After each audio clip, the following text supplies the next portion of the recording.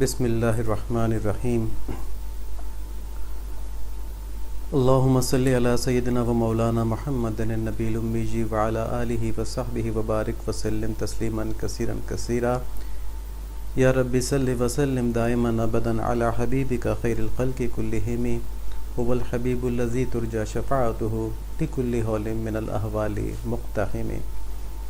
الحمدللہ اللہ تعالیٰ نے ہم کو صحت عطا فرمائی ہے، توانائیاں عطا فرمائی ہیں، عقل نصیب فرمائی ہے، ایمان عطا فرمایا ہے، تو ہم پورا ہفتہ اپنی ان ساری صلاحیتوں کو استعمال کرتے ہوئے اپنی زندگی بہتر بنانے کی کوشش کر رہے ہوتے ہیں۔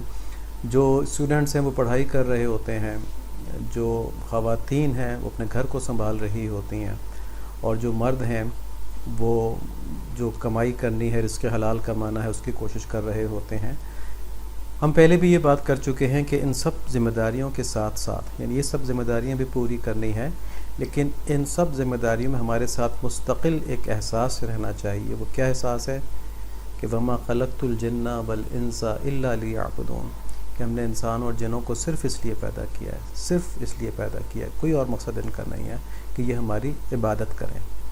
ٹھیک ہے، تو ہم جو بھی کام کر رہے ہیں اگر وہ ہم اللہ تعالیٰ کی رضا کے لیے، اللہ تعالیٰ کی بتائے ہوئے طریقوں پہ عمل کرتے ہوئے کریں گے تو سب عبادت بن جائے گا۔ تو ہم جو اپنی پڑھائی کر رہے ہیں اس میں نیت اللہ تعالیٰ کی رضا کی کر لیں کہ ہم اس پڑھائی کے بعد جو بھی مقام ہمیں ملے گا اس کو ہم اللہ تعالیٰ کے بتائے ہوئے کاموں پہ خرچ کریں گے، اور اس سے ہم آخرت کمانے کی کوشش کریں گے۔ جو گھر کے اندر خواتین کام کر رہی ہیں وہ دیکھیں کہ بچوں کی تربیت، گھر کا حساب کتاب، رہن سہن کا انداز، یہ ساری چیزیں شریعت کے مطابق ہوں، اور جو خواتین و حضرات کمانے کے لیے باہر نکل رہے ہیں وہ یہ دیکھ لیں کہ تمام تر شریعت کے تقاضے پورے ہو رہے ہیں کہ نہیں۔ ان سب چیزوں کے اندر جب ہم ہفتے کے دن، مطلب ایک ہفتہ گزار کے اتوار کے دن آ کے بیٹھتے ہیں تو ہمارا یہ چھوٹا سا جو آدھا پونا گھنٹہ ہوتا ہے، اس میں یہ کوشش ہوتی ہے کہ ہم وَمَا خَلَقْتُ الْجِنَّ وَالْإِنسَ إِلَّا لِيَعْبُدُونَ کو اپنے اندر تازہ کر لیں۔ تو اسی سلسلے میں آج ہم یہ بیان کریں گے کہ نبی صلی اللہ علیہ وآلہ وسلم نے فرمایا آدمی اپنے دوست کے دین پر ہوتا ہے، لہٰذا تم میں سے ہر ایک کو چاہیے کہ وہ دیکھے کہ وہ کس کے ساتھ دوستی کر رہا ہے۔ ٹھیک ہے جی، تو یہ مسند احمد کی، ترمذی شریف کی، ابو داؤد کی اور بہیقی کی روایت ہے۔ اس میں ہمارے لیے ایک بہت بڑا سبق ہے، اور وہ سبق یہ ہے کہ ہم ہر ایک کے ساتھ مجالست یا سوشلائزیشن نہ کریں۔ کچھ لوگوں کے ساتھ ضرورت کے تحت ہمیں بات چیت کرنی پڑے گی۔ جیسے کوئی دکاندار ہے تو وہ یہ تو نہیں کہہ سکتا کہ میں نے خالی نیک اور پاک باز بندوں کے ساتھ وہ اپنا کاروبار کرنا ہے، لیکن ظاہر ہے اس نے کاروبار کرنا ہے لیکن اپنی دوستی وہ ان کے ساتھ نہیں رکھے گا۔ وہ ضرورت کے تحت ان کو چیز دے گا، ان سے چیز لے گا، لیکن دوستی وہ رکھے اچھے لوگوں کے ساتھ۔ اور اس میں ایک اچھا ٹرینڈ پاکستان میں شروع ہوا ہے الحمدللہ۔ اللہ تعالیٰ اس بات کی ہم سب کو سمجھ نصیب فرما دیں کہ کچھ دکانداروں نے، کچھ پراپرٹی ڈیلرز نے اپنی دکان پر یہ لکھ کر لگانا شروع کر دیا ہے کہ یہاں پر قادیانیوں کے ساتھ ڈیلنگ نہیں ہوتی۔ جو آج عامر جواد صاحب نے بتایا بھی کہ قادیانی بنیادی طور پہ زندیق ہیں۔ زندیق کا کیا مطلب ہوتا ہے؟ ایک ہوتا ہے عام کافر۔ عام کافر جو ہوتا ہے وہ بتاتا ہے کہ میں ہندو ہوں، میں عیسائی ہوں، میں یہودی ہوں، میں نبی صلی اللہ علیہ وآلہ وسلم کی نبوت پر یقین نہیں رکھتا، نعوذ باللہ، تو یہ سب باتیں بتاتا ہے۔ تو معلوم ہو جاتا ہے کہ یہ کافر ہے، نبی صلی اللہ علیہ وآلہ وسلم کا امتی نہیں ہے۔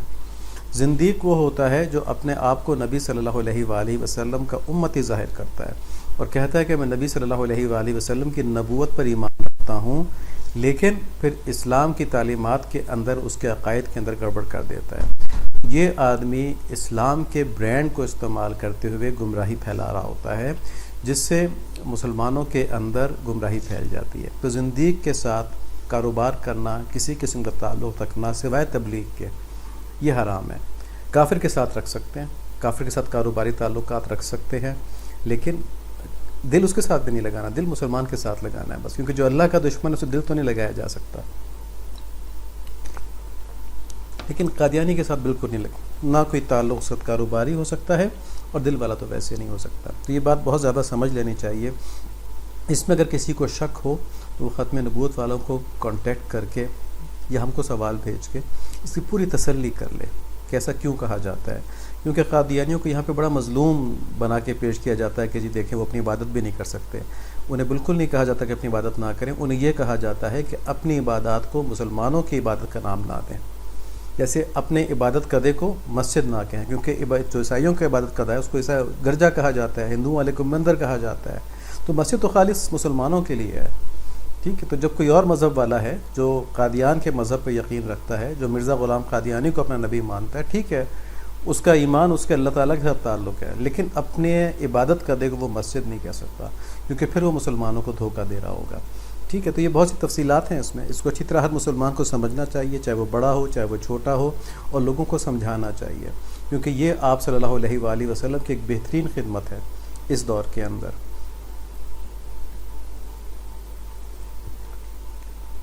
اب ہم اپنے موضوع کے اوپر آتے ہیں، اور وہ یہ ہے کہ آپ صلی اللہ علیہ وآلہ وسلم نے ہم کو بتایا کہ جس طرح کے تمہارے دوست ہوں گے تمہارا دین بھی ویسا ہی ہو جائے گا. تو یہ دیکھو کہ تم کس سے دوستی کر رہے ہو. یہ آپ صلی اللہ علیہ وآلہ وسلم فرما رہے ہیں، تو ظاہر ہے ان کی بات تو غلط نہیں ہو سکتی. اب اس کے کچھ پہلو ہیں.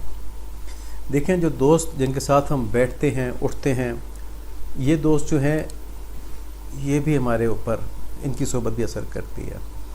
اور جو کتابیں ہم پڑھتے ہیں، جو ہم میڈیا میں دیکھتے ہیں، اس کی بھی ایک صحبت ہوتی ہے نا، اس کا بھی ہمارے ذہن پہ اثر ہوتا ہے. ٹھیک ہے، تو ہم جن لوگوں میں اٹھتے بیٹھتے ہیں ان کی پسند ناپسند ہمارے مزاج پہ اثر کرتی ہے. اسی طرح ہم جن لوگوں کی کتابیں پڑھتے ہیں، جن لوگوں کی ویڈیوز دیکھتے ہیں، ان کا بھی جو کلچر ہے، جو ان کا انداز فکر ہے، وہ ہمارے ذہن پر اثر انداز ہوتا ہے. اب کہا جاتا ہے کہ کتابیں بہترین دوست ہوتی ہیں. کتابوں میں انسان کا صدیوں کا جو تجربہ ہے اس کا نچوڑ ہوتا ہے، کہ بڑے ہی ریسرچ کر کے لوگوں نے لکھی ہوتی ہیں. بڑے لکھنے والے جو ہوتے ہیں وہ بھی بڑے قابل لوگ ہوتے ہیں.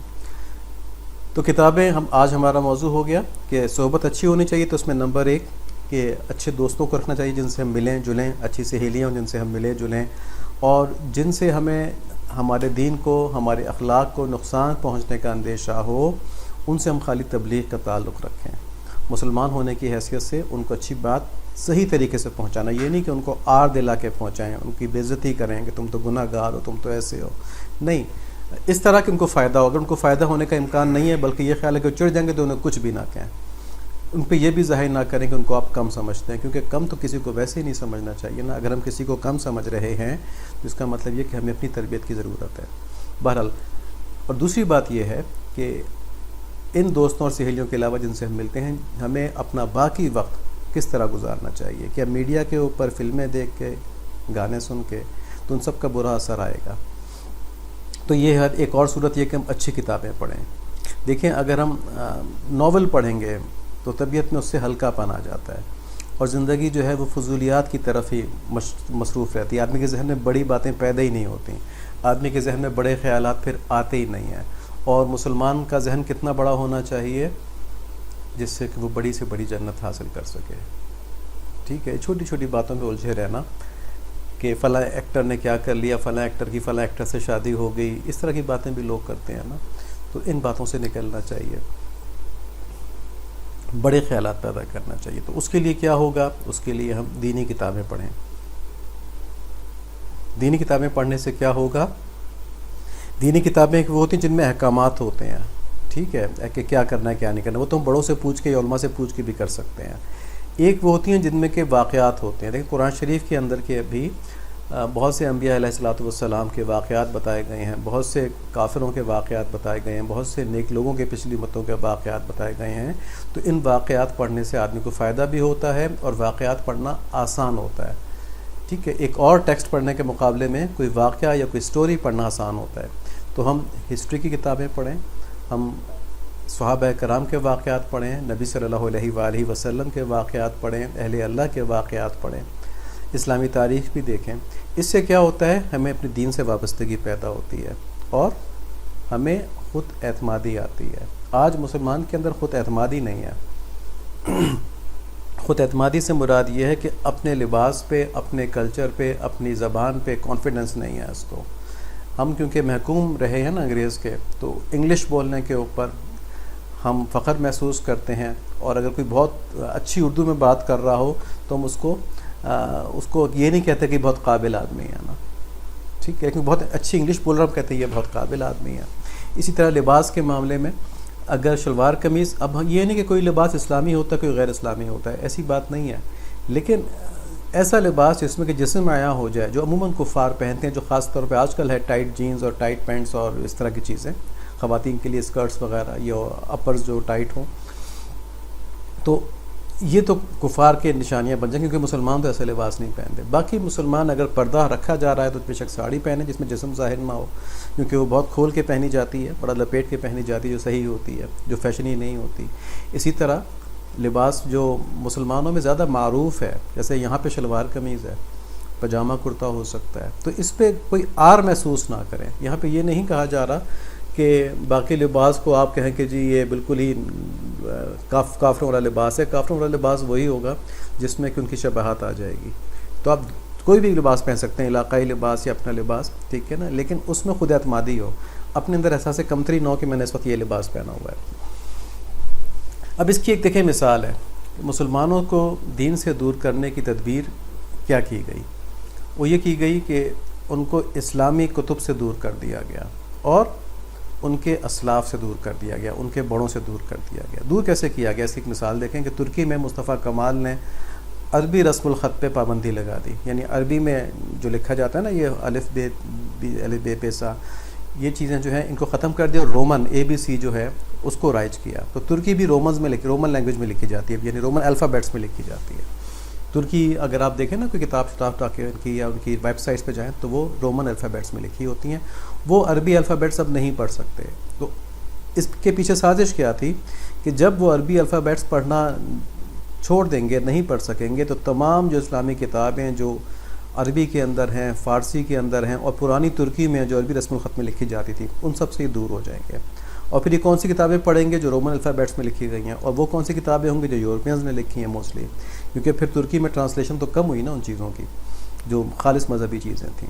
تو یوں یہ لوگ اپنے ماضی سے کٹ گئے، اور آج بھی جو ان کے اچھے لوگ ہیں وہ بڑی حسرت سے کہتے ہیں کہ ہمیں یہ عربی، کیونکہ وہاں مولانا روم رحمۃ اللہ علیہ کے مزار کے باہر فارسی کے کچھ چیزیں لکھی ہوئی ہیں، تو اس کو پڑھ نہیں سکتے۔ تو وہ میں ایک دفعہ گیا تھا، مجھ سے پوچھتے آپ اس کو پڑھ سکتے ہیں؟ تو ان کو بڑا شوق تھا اس چیز کا۔ اچھا ہوتا کیا ہے جب آدمی اپنی اسلامی کتابوں سے، اپنے اسلاف سے، اپنی ہسٹری سے دور ہو جاتا ہے تو وہ صرف نام کا مسلمان رہ جاتا ہے، ٹھیک ہے؟ یہ ہم ایک جنرلائزڈ بات کر رہے ہیں، ایکسیپشنز ہمیشہ ہوتی ہیں، جنرلائزڈ بات کر رہے ہیں۔ اور یہاں پر آپ لوگ یہ بھی کہہ سکتے ہیں کہ ہم جو انگلش کے الفاظ استعمال کرتے ہیں تو ہماری مجبوری یہ ہے کہ ہم جن بچوں کے ساتھ ڈیل کر رہے ہیں، جن بچوں کو ہم پڑھا رہے ہیں، اور جن بڑوں کے ساتھ بھی ہم کر رہے ہیں، وہ اردو کے بہت سے الفاظ نہیں جانتے۔ تو شروع میں جب ہم نے اس پروگرام کو شروع کیا تھا تو کچھ والدین نے یہاں تک کہا کہ ہمیں اپنے بچے کو بٹھال کے بتانا پڑتا ہے کہ صبر کیا چیز ہے، آپ لینگویج آسان یوز کیا کریں۔ تو ان کا مطلب یہ تھا لینگویج سے کہ آپ انگلش کے الفاظ زیادہ استعمال کریں، کیونکہ ہمارے بچے زیادہ مانوس ہیں اس سے۔ اور یہاں پہ کیونکہ مقصد لوگوں تک بات پہنچانا ہے، تو اس لیے ہم کوشش کرتے ہیں کہ ہماری زبان ایسی مکس ہو کہ لوگوں تک بات آسانی سے پہنچ جائے۔ بہرحال ایسا آدمی نام کا مسلمان رہتا ہے، عقیدہ بھی اس کا بڑی حد تک قائم رہتا ہے، لیکن اس کی اپنی عقیدے سے وابستگی، ریلیشن شپ کمزور ہو جاتی ہے۔ اس کا جو لیونگ اسٹائل ہے، طرز زندگی ہے، اس پر کفار کی چھاپ آ جاتی ہے، اور جب اس کے لیونگ اسٹائل میں کفار کی چھاپ آتی ہے تو اس کا عقیدہ اور اس کی پریکٹس، اس کا عمل، یہ ڈیفرنٹ ہو جاتے ہیں، ٹھیک ہے، جن میں تضاد آ جاتا ہے۔ اس کا لباس، رہن سہن، بولنے چالنے کا انداز، اس میں اس نے کفار کے کلچر کو اپنایا ہوتا ہے، اور مسلم کلچر کو دقیانوسی لوگوں کا طریقہ سمجھنا شروع کر دیتا ہے وہ۔ یہ ہمارے آس پاس ایسی مثالیں ہوتی ہیں۔ ہو سکتا ہے کچھ لوگوں کو کم نظر آئیں، کچھ کو زیادہ نظر آئیں، لیکن جو ہماری رولنگ ایلیٹ ہے، جو ہمارا حکمران طبقہ ہے، ٹھیک ہے، اس کے اندر یہ بات بہت زیادہ ہے۔ اس کا نتیجہ کیا نکلتا ہے کہ مسلمانوں کے فائدے کو دین پر چلنے کے بجائے وہ سمجھتے ہیں کہ یورپ کی تقلید کر لی جائے تو مسلمانوں کا زیادہ فائدہ ہوگا، اور وہ سمجھتے ہیں کہ دینی علماء جو ہیں نا، یہ اب بیکار ہو چکے ہیں، یہ امت کو کوئی فائدہ نہیں پہنچا سکتے۔ وہ یہ سمجھنا شروع کرتے ہیں علماء کے بارے میں، کہتے ہیں انہیں کیا پتہ دنیا کہاں جا رہی ہے، دنیا چاند پر پہنچ گئی، اس طرح کی باتیں کرتے ہیں۔ علماء کا کام چاند پر پہنچنا نہیں تھا، علماء کا کام یہ تھا کہ نبی صلی اللہ علیہ وآلہ وسلم کی تعلیمات کو محفوظ رکھا جائے اور ان تعلیمات کو اگلی نسلوں تک پہنچایا جائے، اور ان تعلیمات کی روشنی میں جو نئے مسائل پیدا ہو رہے ہیں ان کا حل نکالا جائے۔ تو وہ کام تو صحیح طرح کر رہے ہیں، بہت اچھا کر رہے ہیں۔ چاند پر پہنچنا ان کا کام نہیں تھا، چاند پر پہنچنا سائنسدانوں کا کام تھا۔ تو بہرحال اس طرح کے ذہن پیدا کر دیے جاتے ہیں، اور یہ سمجھا جاتا ہے کہ امت کی جو بہتری ہے، امت مسلمہ کی بہتری کی جب وہ بات کرتے ہیں تو یہ سمجھتے ہیں کہ اس کی دنیاوی ترقی جو ہے، اس کی جو مادی ترقی ہے، بس وہ اس کی بہتری ہے، اور وہ یہ سوچتے ہی نہیں کہ اس مادی ترقی میں اگر دین کا نقصان ہو جائے تو کہتے ہیں کہ ضرورت ہی نہیں ہے، ساری دنیا نے ترقی کر لی، ہم خالد دین کے پیچھے لگے ہوئے ہیں، بس اللہ تعالیٰ کو ہم مانتے ہیں، یہ کافی ہے، اور ہمیں دنیا کے اندر خوب ترقی کرنی چاہیے۔ اب جو علماء جو ہیں وہ دین کی بنیادی باتوں کی حفاظت کرتے ہیں اور اس پر چلنے کی بات کرتے ہیں، ان کے بارے میں کہتے ہیں کہ بھئی یہ تو آج کل کے واقعات سے، آج کل کے دور کی ضرورتوں سے واقف ہی نہیں ہے نا، یہ ہمیں پیچھے کی طرف لے کے جا رہے ہیں۔ پھر علماء کی قدر دل سے نکل جاتی ہے تو پھر کیا ہوتا ہے کہ جو دینی مزاج کے لوگ ہوتے ہیں، یعنی جن کا دین کی طرف لگاؤ ہوتا ہے، وہ بھی اپنی ویسٹرنائزیشن کی وجہ سے، ٹھیک ہے، اپنے طبیعت کے اندر جو ان کا یورپی کلچر جو حاوی ہو چکا ہوتا ہے، اس کی وجہ سے وہ کسی ایسے اسکالر کو ڈھونڈتے ہیں جو تھوڑی بہت ماڈرن باتیں کرے، ٹھیک ہے، اس نے انگلش وغیرہ پڑھی ہوئی ہو، اور کہتے ہیں ہاں جی دیکھیں فلاں آکسفورڈ کا پڑھا ہوا، یہ بہت ہی پڑھا لکھا آدمی ہے نا۔ تو یہ اسکالرز انہوں نے خود کسی باقاعدہ استاد سے، مستند استاد سے دین نہیں پڑھا ہوتا، بلکہ مختلف کتابیں پڑھ کے اپنے ذہن میں کچھ خیالات بنا لیتے ہیں، اور ان کے اوپر یورپی کلچر کی چھاپ ہوتی ہے۔ آج کل بھی بہت سی ایسی مثالیں، لیکن کیونکہ بات سیاسی ہو جائے گی اس لیے ہم نام نہیں لیتے۔ تو یہ لوگ دین کی تشریحات اپنی نفسانی خواہشات، دنیاوی چاہتوں کے مطابق کرتے ہیں۔ تو ظاہر ہم نے کہا تھا نا کہ وہ سمجھتے ہیں کہ امت کی ترقی دنیاوی ترقی ہے خالی، معاف کیجیے گا، اور جو دینی چیز ہیں یہ اس کو پیچھے لے کے جا رہی ہیں، وہ یہ سمجھتے ہیں۔ تو جب وہ اس طرح کی تشریحات کرتے ہیں جیسے کہ جی نامحرم سے ہاتھ ملانے میں کوئی مذائقہ نہیں ہے، اور اس کے لیے بہانہ کیا نکالتے ہیں، بس آپ کے دل میں غلط خیال نہیں آنا چاہیے۔ اسی طرح کہتے ہیں میوزک کے اندر بھی کوئی قباحت نہیں ہے، کوئی بری بات نہیں ہے، اگر اس کی وجہ سے جذبات خراب نہ ہو تو، ٹھیک ہے، اس طرح کی باتیں اور بہانے کر کے یہ غامدی نے بہت اس طرح کی باتیں کی ہیں۔ یا صحابہ کرام کے خلاف بات کر کے کہ وہ تو ایسے تھے، وہ تو ویسے تھے، اس کی بات انشاءاللہ ہم آج کریں گے۔ تو اس طرح کی باتیں کر کے وہ اسلام کی یورپین انٹرپریٹیشن کرتے ہیں، جس سے کہ ان کو لگتا ہے کہ اسلام جو ہے وہ دنیا کے آج کل کی ضرورتوں سے ہم آہنگ ہو گیا ہے۔ تو ان کی یہ باتیں جو ہمارے ویسٹرنائز مسلمان ہیں بڑے شوق سے قبول کر لیتے، کہتے ہیں ہاں اس نے بات ٹھیک ہے، اس میں زیادہ مشکل نہیں پڑتی ہے۔ ورنہ ظاہر ہے کوئی آدمی اگر انگلینڈ کے اندر رہ رہا ہے اور اس کو عورت سے ہاتھ ملانا پڑ جائے، تو اب دو ہی صورتیں، یا تو ان کو بتایا کہ میں مسلمان ہوں، میں عورت سے ہاتھ نہیں ملاتا، جن کے اسلام مضبوط ہوتا ہے وہ یہ بات کہہ دیتے ہیں، اللہ تعالیٰ ہمیں بھی نصیب فرمائے اور غلطیاں معاف فرمائے ہماری۔ لیکن کچھ اپولوجیٹک ہوتے ہیں تو یہ بات نہیں کہہ پاتے، تو بجائے سے کہ وہ اپنی اس چیز کو غلط سمجھیں، وہ کہتے ہیں نہیں فلاں نے کہہ دیا کہ ہاتھ ملایا جا سکتا ہے تو باقی مولوی ایسے ہی کہتے ہیں۔ تو یوں ان کے سارا انداز زندگی جو ہے، لیونگ اسٹائل جو ہے ویسٹرنائز ہو جاتا ہے۔ اس سے کیا ہوتا ہے کہ عقائد کے اندر بھی گڑبڑ آ جاتی ہے اور ڈائلیوٹ ہو جاتے ہیں سارے احکامات اللہ تعالیٰ کے، آدمی کی مرضی کرنا شروع کر دیتا ہے اور وہ اپنے آپ کو مسلمان ہی سمجھ رہا ہوتا ہے۔ تو اس طرح شیطان کو، اہل کفر کو، ان کے مقاصد کیا ہیں ان کے، کہ مسلمانوں کو اسلام سے دور کرنا۔ تو اسلام سے دور کرنے کا ایک طریقہ یہ بھی ہے کہ آدمی اپنے آپ کو مسلمان سمجھتا رہے، جیسے کرسچنز اپنے آپ کو کرسچن سمجھتے ہیں، حضرت عیسیٰ علیہ السلام کو پیروکار سمجھتے ہیں، لیکن شراب بھی پیتے ہیں اور سور بھی کھاتے ہیں، غلط کام بھی سارے کرتے ہیں، ٹھیک ہے، اور پھر بھی اپنے آپ کو سمجھتے ہیں کہ ہم عیسائی ہیں۔ تو چاہتے ہیں مسلمان بھی ایسے ہو جائیں کہ اپنے آپ کو مسلمان سمجھتے رہیں، لیکن سارے کام وہی کریں جو دنیا پرست آج کل کرتے ہیں۔ اس کو ہم کہتے ہیں کلچرل انویژن ہے، یہ ثقافتی حملہ ہے۔ تو کلچرل انویژن یا ثقافتی حملے میں کیا ہوتا ہے کہ پہلے ذہن پر اثر انداز ہو کے انسان کی پسند ناپسند کو تبدیل کیا جاتا ہے۔ یہ ایک ریسرچ ہوئی تھی اور یہ موجود بھی انٹرنیٹ کے اوپر، اس میں اس طرح سے ہے کہ اسے کہتے ہیں امریکن کلچر نا۔ امریکن کلچر سے مراد یہ ہے کہ یورپین کلچر امریکن کلچر سے مختلف ہے۔ American culture basically multi national جو ہیں ان کے کلچر سے ہم آہنگ ہے۔ ملٹی نیشنل کا کلچر کیا ہے کہ وہ کنزیومرزم بڑھاتے ہیں کہ زیادہ سے زیادہ آدمی خرچ کرے، زیادہ سے زیادہ چیزیں کنزیوم کرے، کیونکہ اس میں ان کمپنیوں کو فائدہ ہوتا ہے۔ تو اس میں کہیں لکھا ہوا تھا جو اشتہار ہوتے ہیں، اشتہار کے اندر کسی بلانڈ کو، یعنی جو سنہرے بالوں والے مرد یا عورت ہوتے ہیں یورپ کے اندر، ان کو دکھا کے ان کو پیپسی کولا، کوکا کولا پکڑائی جاتی ہے، اور کہتے ہیں اس کا امیج یہ دیا جاتا ہے کہ جو یہ گورے لوگ کر رہے ہیں تو وہی جو ہے سپیریئر ہے، باقی دنیا جو کچھ کر رہی ہے وہ سب انفیریئر ہے۔ تو دنیا کا بہترین مشروب جو ہے وہ کوکا کولا ہے، اور جو میکڈونلڈز میں جاتا ہے، KFC میں جاتا ہے، وہ صحیح زندگی گزار رہا ہے، اور باقی جو لوگ اپنے ہانڈی چولہا کر رہے ہیں نا، وہ پرانی زندگی کے اندر ہیں۔ تو آپ دیکھیں لوگوں کے ہمارے یہاں پاکستان میں بھی ٹیسٹ چینج ہو رہے ہیں، ذائقے بدل رہے ہیں، وہ گھر کے کھانوں کے بجائے باہر اسی طرح کی چیزیں پریفر کرتے ہیں، پزا کھا لیا، یہ کر لیا۔ تو پہلے انسان کی پسند ناپسند تبدیل ہوتی ہے، پھر عمل میں غیر اسلامی رویے اور عادات گھستی ہیں۔ غیر اسلامی رویے کیا کہ پہلے السلام علیکم کہتے تھے، ہاتھ ملاتے تھے، اب ہیلو، ہائے، ٹیلی فون اٹھاتے ہیں تو ہیلو، ٹیلی فون اٹھا کے سلام نہیں کرتے اکثر لوگ۔ ایسے جو لوگ صحیح لوگوں میں اٹھتے بیٹھتے ہیں وہ کرتے ہیں، لیکن ایک جنرل رجحان یہ ہے کہ نہیں کرتے۔ اگر ٹیلی فون پر ویٹنگ کے لیے کچھ لگانا ہے تو پھر میوزک چلنا شروع ہو جاتا ہے پیچھے نا، کہ کسی کمپنی کے آپ نے اس پہ ملایا ہے ان کی جو یونیورسل لائن ہوتی ہے اس کے اوپر، تو جب تک کہ آپ کی لائن کنیکٹ نہیں ہوتی وہ میوزک چلنا شروع ہو جاتا ہے، تو یہ بھی غیر اسلامی ہے۔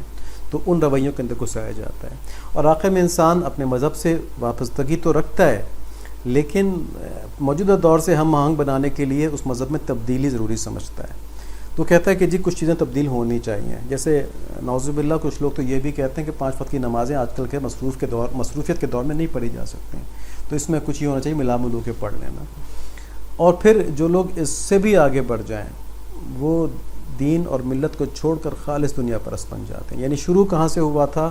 کلچرل انویژن سے، اور ختم کہاں پہ ہوا؟ کفر کے اوپر۔ بیچ میں کون سے لوگ ہیں؟ بیچ میں وہ لوگ ہیں جو نام کے مسلمان تو ہیں لیکن اپنے کلچر کے اوپر ان کو کوئی اعتماد نہیں ہے، کوئی کانفیڈنس نہیں ہے، اپولوجیٹک رہتے ہیں، اور اپنا لیونگ اسٹائل جو ہے وہ پورا کا پورا انہوں نے یورپین بنایا ہوا ہے۔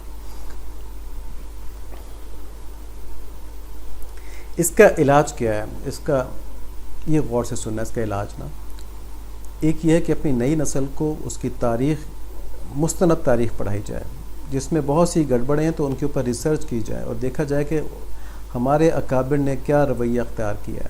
مسلمانوں کی تاریخ میں کچھ بہت ہی تاریخ پہلو ہیں، جن میں سے ایک واقعہ کربلا بھی ہے، تو اس کو ہم انشاءاللہ ڈیٹیل میں دیکھیں گے اس پورے مہینے میں۔ تو ان باتوں کو اچھی طرح مسلمانوں کو بتایا جائے۔ تو یہ واقعات بڑے تاریخ ہیں لیکن اس میں سبق ہمارے لیے بڑے روشن ہیں۔ نئی نسل کو اس کی قوم کے ماضی سے جوڑ کر اس کی جڑیں مضبوط کی جائیں۔ دیکھیں یورپ کے اندر، امریکہ کے اندر ان کو ان کی ہسٹری پڑھائی جاتی ہے، ان کو ہنری کے بارے میں بتایا جاتا ہے، ان کو جارج کے بارے میں بتایا جاتا ہے، ان کو ابراہم لنکن کے بارے میں بتایا جاتا ہے، انہیں سب پتہ ہوتا ہے، وہ ہسٹری پڑھتے ہیں، وہ دیکھتے ہیں کس طرح ان کی قوم نے ڈیولپمنٹ کی، کس طرح ان کی قوم نے ترقی کی، اور کس طرح ان کی قوم آگے نکلی۔ اس سے ان کے اندر ان کی جڑیں مضبوط ہوتی ہیں، اعتماد پیدا ہوتا ہے۔ تو ہم نے اسی طرح اپنے اسلامی تاریخ سے جڑنا ہے۔ ہم اسلامی تاریخ سے جڑیں گے تو ہمیں پتہ چلے گا کہ ہماری کتنی اہمیت ہے، ہم کتنے اہم لوگ ہیں اللہ تعالیٰ کی نظر میں۔ اس سے ہمارا مزاج دینی بنے گا، اور اس سے ہمیں اپنے کلچر پہ، اپنی ثقافت پہ ہم کو اعتماد ہوگا۔ پھر ہم اسلامک کلچر کے ساتھ دوسرے کلچر کے سامنے اپنے آپ کو انفیریئر نہیں سمجھیں گے۔ تو ان مقاصد کے لیے ایک چیز تو یہ کہ دینی لوگوں کی صحبت، اور دوسری دینی کتب کی صحبت، ٹھیک ہے۔ دیکھیں نا، دوست کا دین آدمی کا دین ہوتا ہے، تو جب دینی کتب اور دینی لوگ ہمیں ملیں گے تو ہمارا دین بھی وہی ہو جائے گا۔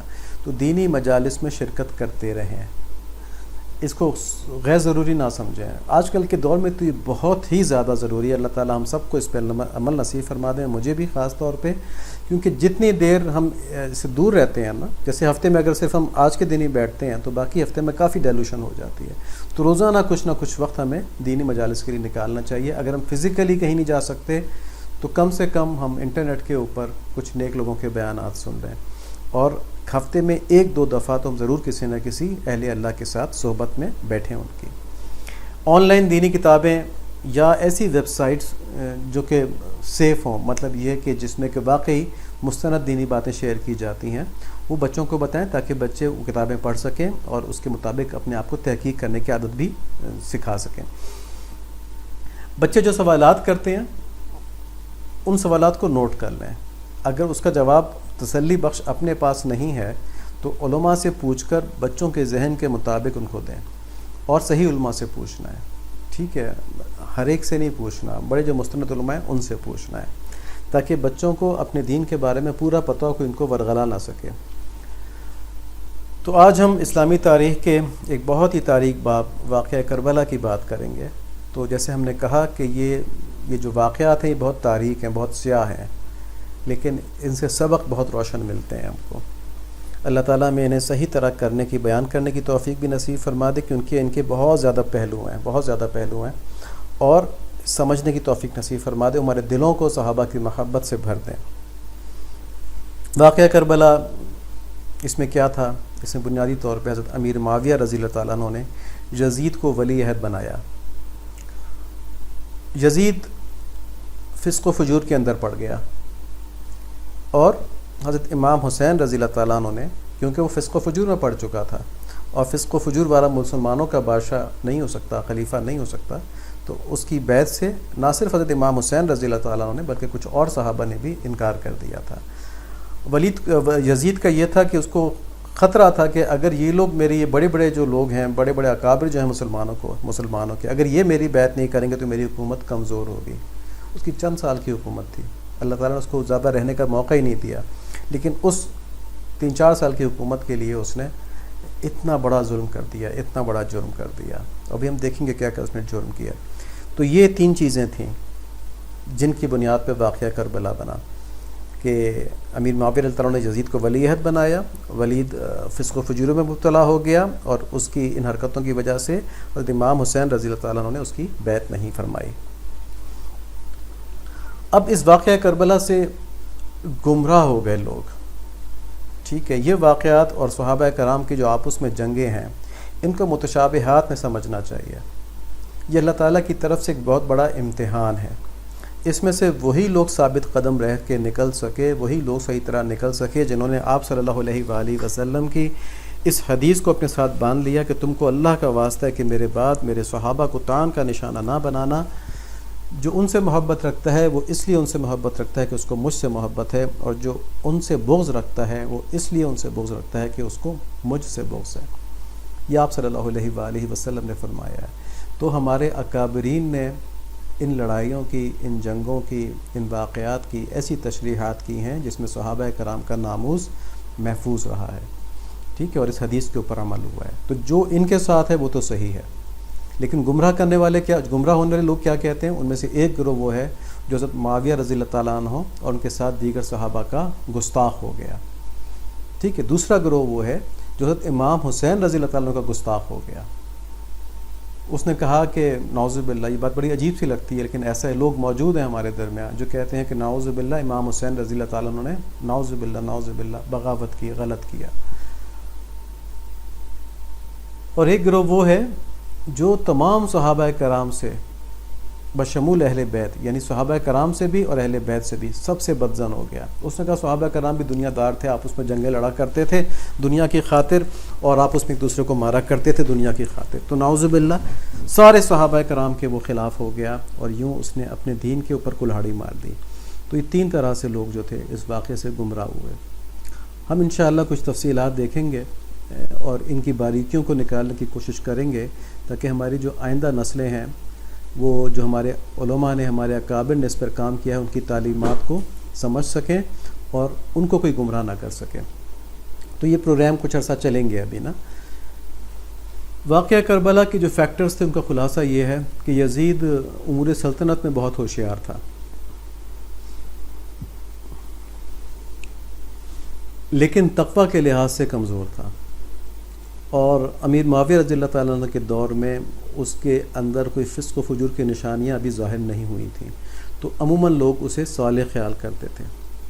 حتیٰ کہ جب حضرت امیر معاویہ رضی اللہ عنہ کا انتقال ہوا تو ہم انشاءاللہ تفصیلات دیکھیں گے، تو جب مکہ مکرمہ کے اندر یہ خبر قاصد لے کے آیا اور حضرت عبداللہ بن عباس رضی اللہ عنہ کے پاس یہ بات پہنچی تو وہ خاموش ہو گئے، اور انہوں نے بڑی عجیب بات کہی۔ انہوں نے کہا کہ امیر معاویہ رضی اللہ عنہ اپنے سے پہلے لوگوں کی طرح نہیں تھے، یعنی پہلے لوگ کون تھے؟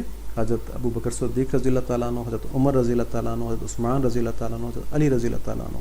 تو فرمایا ان کی طرح تو وہ نہیں تھے، لیکن پھر فرمایا کہ ان کے بعد ان جیسا بھی کوئی نہیں آئے گا. یعنی ہاں یہ پہلے 4 جو خلفائے راشدین تھے ان کی طرح کے تو نہیں تھے یہ، لیکن ان کے بعد ان جیسے بھی حکمران مسلمانوں کو نہیں ملے گا، یعنی ان سے بھی برا آدمی آئے گا. اور پھر فرمایا کہ یزید جو ہے وہ ان کے صالح گھر والوں میں سے ہے، تو تم اس کی بیعت کر لو. تو اس سے معلوم ہوا کہ ابن عباس رضی اللہ تعالیٰ عنہ بھی ٹھیک ہے وہ بھی سمجھتے تھے اس وقت کہ یہ صالح لوگوں میں ہے، اس کا فسق کبھی ظاہر نہیں ہوا تھا. اس لیے امیر معاویہ رضی اللہ تعالیٰ عنہ نے اس کی سلطنت چلانے کی جو اہلیت ہے اس کو دیکھتے ہوئے امت کے لیے بہتر خیال کیا اور اس کو ولی عہد نامزد کر دیا.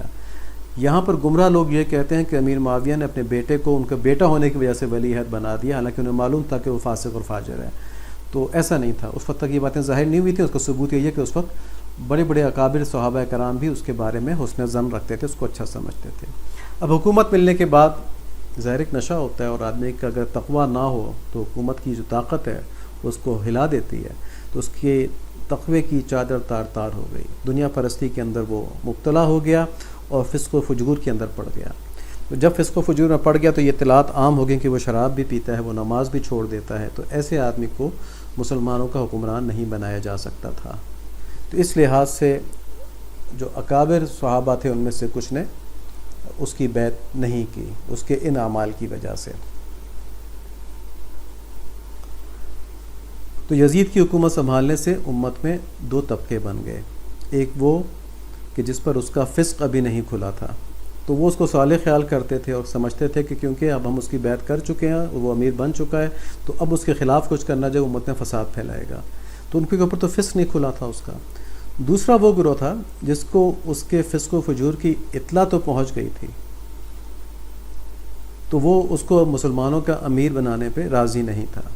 لیکن فتنہ و فساد سے بچانے کے لیے امت کو وہ یزید کے خلاف فوج کشی کر کے، یعنی فوج لے کے اس سے جنگ کر کے اس کو معزول کرنے سے گریز کر رہا تھا. وجہ کیا تھی؟ وجہ یہ ہے کہ اسلام میں ایسے خروج کہتے ہیں بغاوت کرنا، یا خروج کہتے ہیں کہ کسی ظالم حکمران کے خلاف تلوار کے ساتھ یا بندوقوں کے ساتھ جہاد کرنا، اس کو ہٹانا اس سے. تو ایسے خروج سے منع کیا گیا جس میں کہ ناکامی کا قوی اندیشہ ہو، زیادہ امکانیوں کے ناکام ہو جائیں گے. تو ایسی صورت میں مسلمانوں کو تکلیف پہنچے گی اور امت کمزور ہوگی اور کفار کو قوت ملے گی. اس کی ایک مثال دور حاضر میں اس طرح سے ہے کہ جب بر صغیر کے مسلمانوں نے انگریز کا بائیکاٹ کرنے کی مہم چلائی تھی، تو اس وقت حضرت تھانوی رحمۃ اللہ علیہ نے اس سے منع فرمایا تھا اور کہا تھا یہ اسلامی طریقہ نہیں ہے.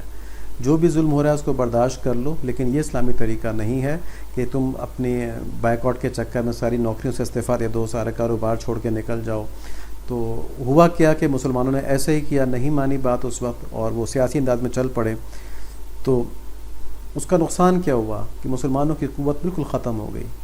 انہوں نے افغانستان مائیگریٹ کرنے کی کوشش کی، یہ خیال کر کے کہ ہندوستان جو ہے دارالحرب ہے اور یہاں سے نکل جانا چاہیے. افغانستان نے اپنے پاس گھسنے نہیں دیا ان کو. تو بہت سے مسلمان اس مائیگریشن کے اندر ضائع ہو گئے، بہت کے کاروبار تباہ ہو گئے، اور جنہوں نے نوکریاں تھیں چھوڑی تھیں وہ ظاہر ہے تو مسلمانوں کی ساری طاقت تباہ ہو گئی. تو اسلام کے اندر ایسی حرکت، ایسا طریقہ کار جس سے کہ مسلمانوں کی قوت کو نقصان پہنچے وہ کرنا منع ہے. تو اس بات کو دیکھتے ہوئے جو لوگ یہ سمجھتے بھی تھے کہ یزید جو ہے فاسق و فاجر ہے، وہ ابھی خروج نہیں کر رہے تھے، ٹھیک ہے، ابھی اس کے خلاف بغاوت نہیں کر رہے تھے، اور خیال یہی تھا کہ سمجھائے بجھایا جائے اس کو نا. لیکن ان حالات کے اندر کوفہ کے لوگوں نے حضرت امام حسین رضی اللہ عنہ کو بہت سے خطوط لکھے اور ان کو دعوت دی کہ وہ کوفہ آ جائیں، تو یزید کے خلاف یہ جو کوفی لوگ ہیں ان کی قیادت میں خروج کریں گے، جنگ کریں گے، اور یوں ایک فاسق بادشاہ سے امت کو نجات دلوائیں گے. اب اگر کوفیوں کی قوت ساتھ مل جاتی تو ایک بڑا لشکر تیار ہو جانا تھا. تو پھر وہ صورت بن جاتی کہ جس میں کامیابی کا واضح یقین ہو گیا تھا کہ جی ہم جنگ کر کے جیت سکتے ہیں اس ظالم بادشاہ سے، اس فاسق بادشاہ سے.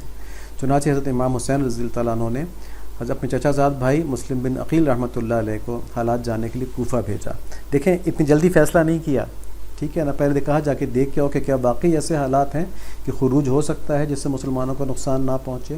تو بڑی نیک نیتی کے ساتھ وہاں بھیجا.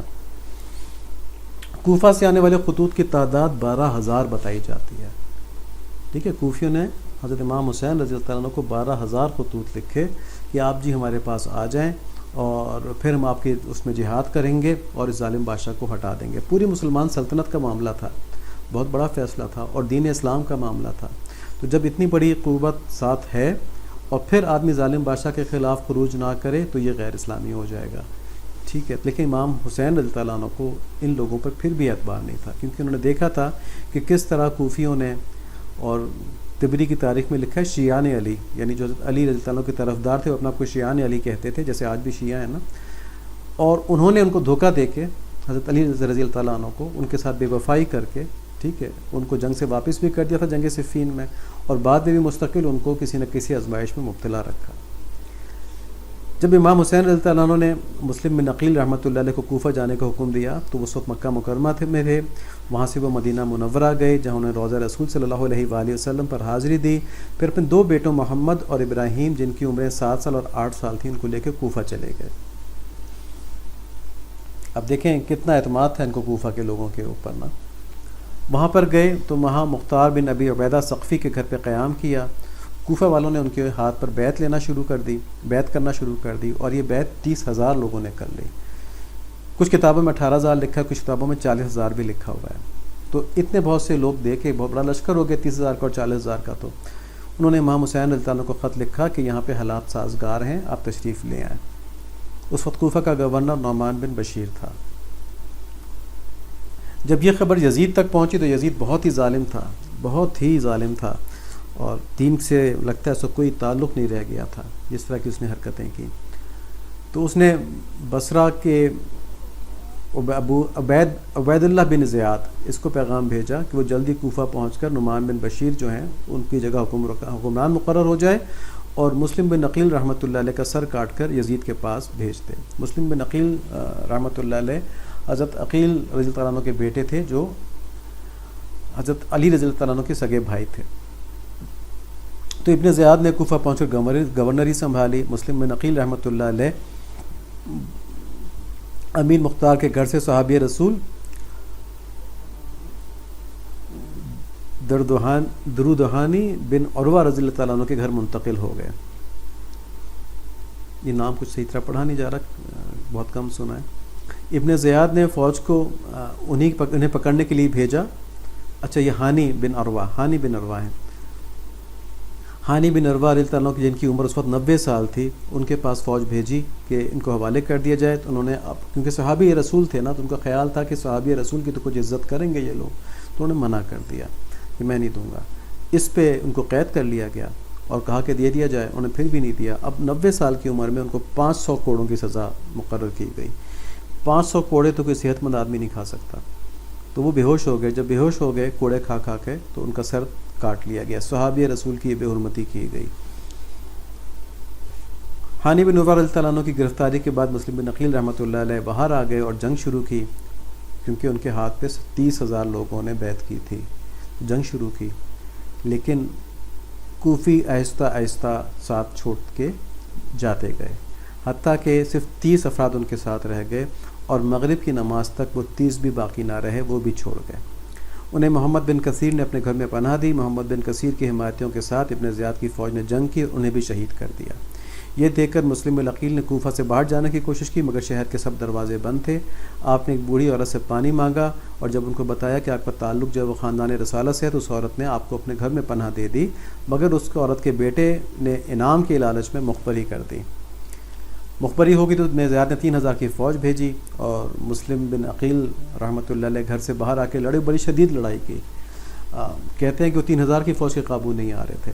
پھر ان کو دھوکہ دے کے کسی طرح گرفتار کیا گیا گڑھے میں گرا کے، اور جب ان کو ابن زیاد کے سامنے پیش کیا گیا تو اس نے یہ سزا دی کہ اس کو چھت سے گرا دیا جائے، اونچی عمارت کے۔ آپ نے شہادت سے پہلے کچھ وصیتیں کی، پھر آپ کو چھت سے نیچے گرا کر شہید کر دیا گیا۔ یہ واقعہ 9 ذی الحج 60 ہجری کا ہے۔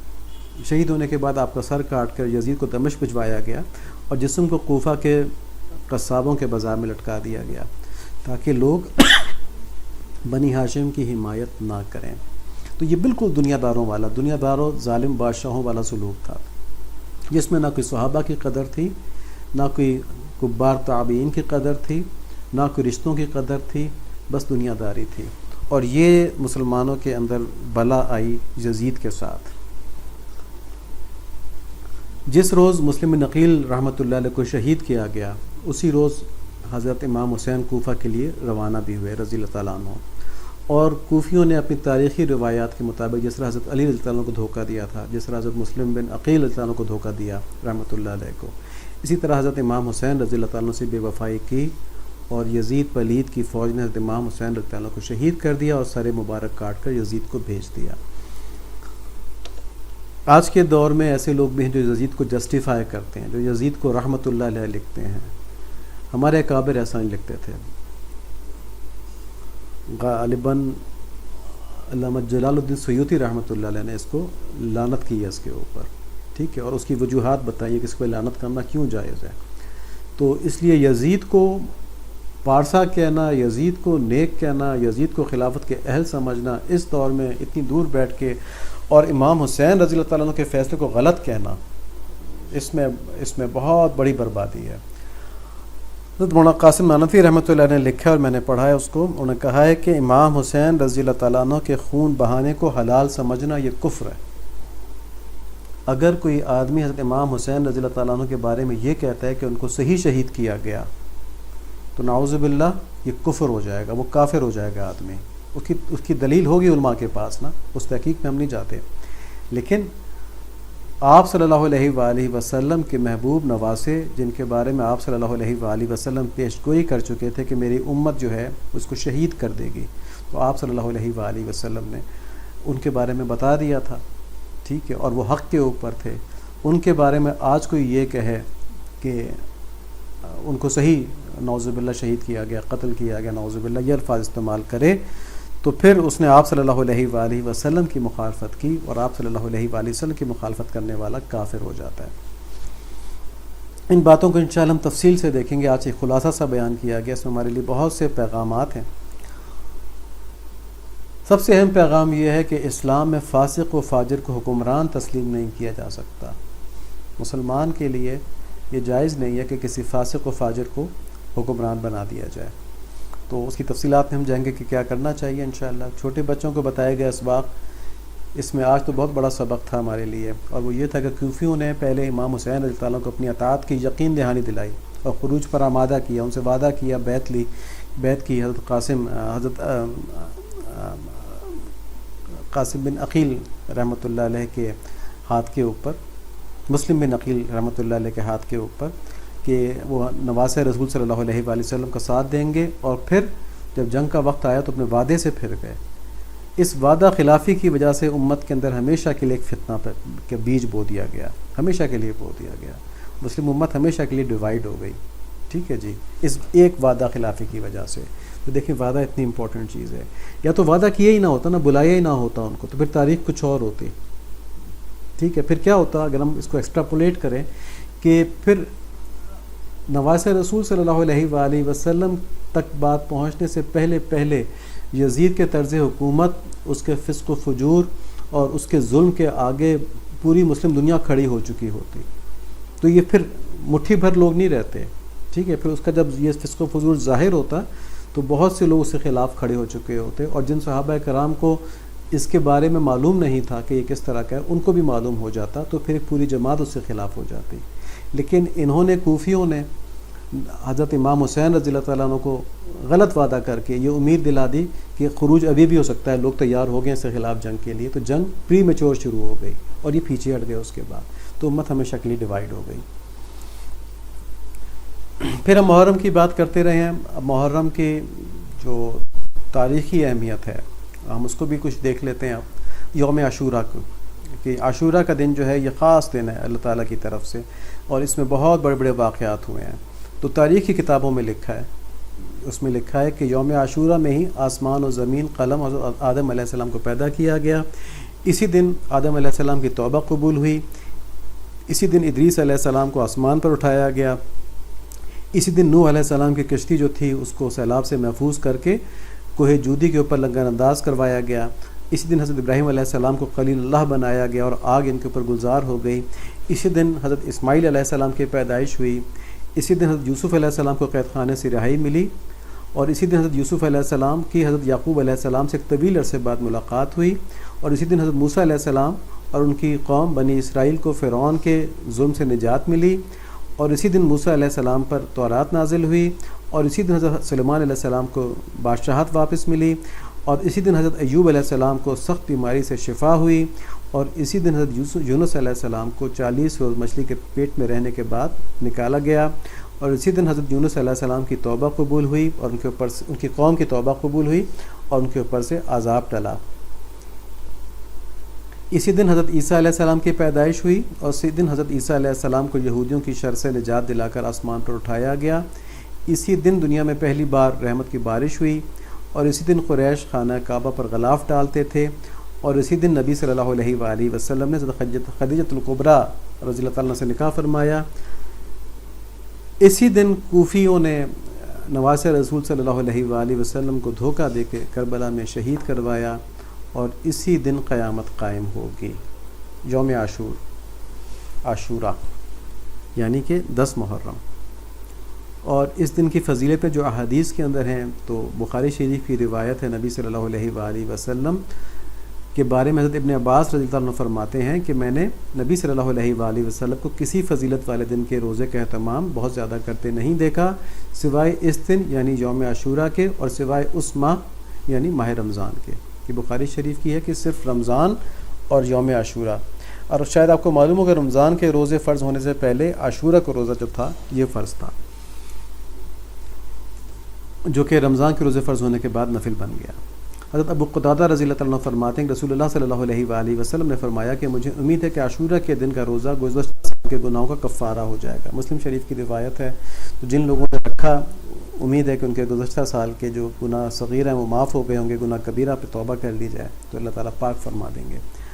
حضرت علی رضی اللہ عنہ سے کسی نے سوال کیا کہ ماہ رمضان المبارک کے بعد کون سے مہینے کے میں روزے رکھوں، تو انہوں نے جواب دیا کہ یہی سوال ایک دفعہ ایک شخص نے نبی صلی اللہ علیہ وآلہ وسلم سے بھی کیا تھا، اور میں آپ کے پاس بیٹھا تھا، تو آپ نے جواب دیا کہ ماہ رمضان کے بعد اگر تم کو روزہ رکھنا ہے تو ماہ محرم میں رکھو، کیونکہ اللہ تعالیٰ کی خاص رحمت کا مہینہ ہے، اس میں ایک ایسا دن ہے جس میں اللہ تعالیٰ نے ایک قوم کی توبہ قبول فرمائی، اور آئندہ بھی ایک قوم کی توبہ اس دن قبول فرمائیں گے، تو ہمیں اس دن توبہ بھی کثرت سے کرنی چاہیے۔ اب یہ دن گزر گیا ہے لیکن توبہ تو ہم اب بھی کر سکتے ہیں، اللہ تعالیٰ کی رحمت اس کو قبول فرمائے۔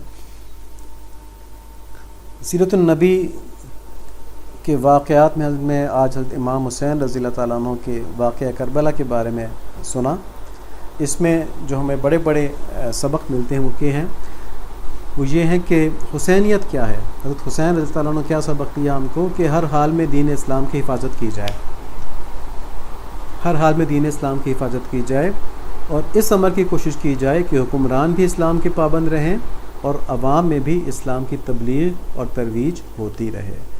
تو دیکھیں اگر وہ خروج نہ کرتے، جیسے ہم نے بھی بات کی تھی، تو ان کی وجہ سے عوام کے اندر اسلام قائم دائم رہتا، ٹھیک ہے، اور جب موقع ملے، جب قوت ملے جو ان کے خیال میں ان کو مل گئی تھی، تو پھر خروج بھی کرے آدمی۔ تو دین کی حفاظت ہر طرح سے کی جائے۔ اور یزیدیت کیا ہے؟ یزیدیت یہ ہے کہ آدمی اپنی دنیاوی حرص کو بجھانے کے لیے حکومت پر قبضہ کرے اور اپنے فسق اور گناہگاری پر متنبہ کرنے والوں کو ظلم کے ذریعے خاموش کروائے، اور آج کل کے حکمران ایسے ہی ہوتے ہیں، یزیدیت ان کے اندر ہوتی ہے۔ اسلام میں حاکم کے لیے متقی اور پرہیزگار ہونا ضروری ہے، ورنہ وہ اپنے ذاتی مفاد کے لیے ہر جگہ فساد پھیلاتا رہے گا۔ اس لیے ووٹ ڈالتے وقت یا کسی اہم پوسٹ پر بھرتی یا تقرری کے وقت قابلیت تو ہونی چاہیے نا، لیکن قابلیت کے ساتھ ساتھ تقویٰ بھی دیکھنا چاہیے۔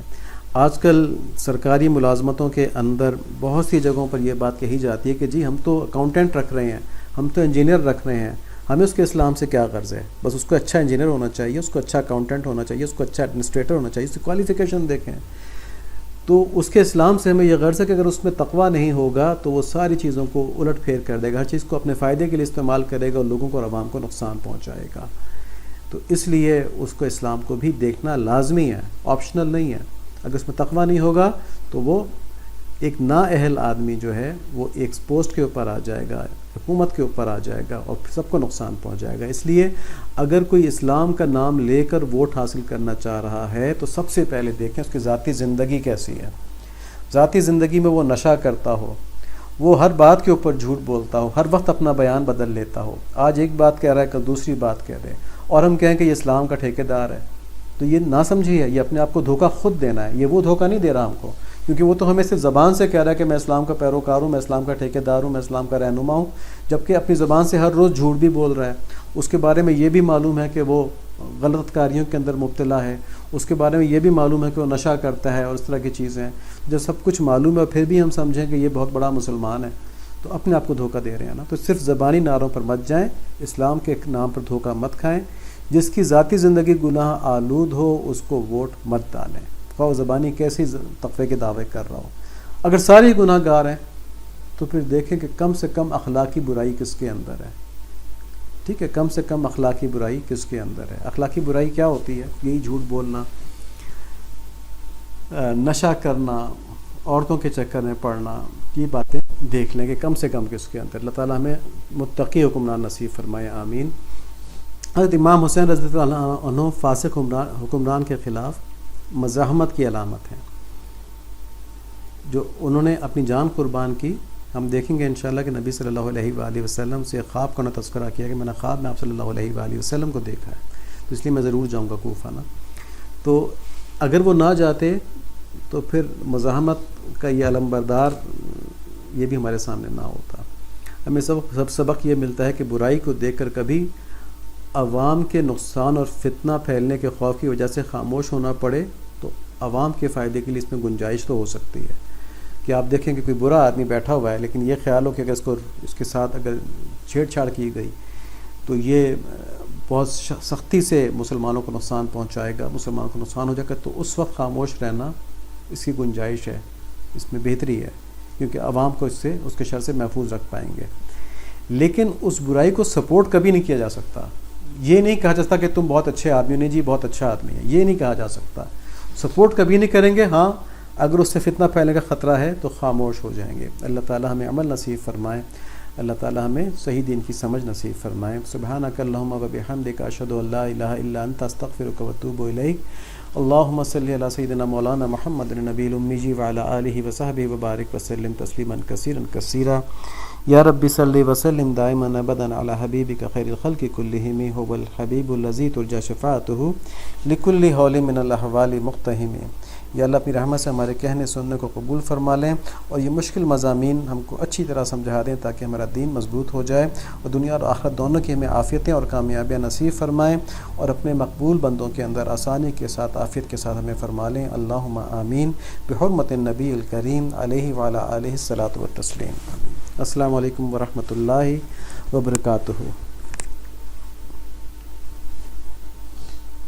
اللہ کریم ہمارے کہنے سننے کو قبول فرمائے.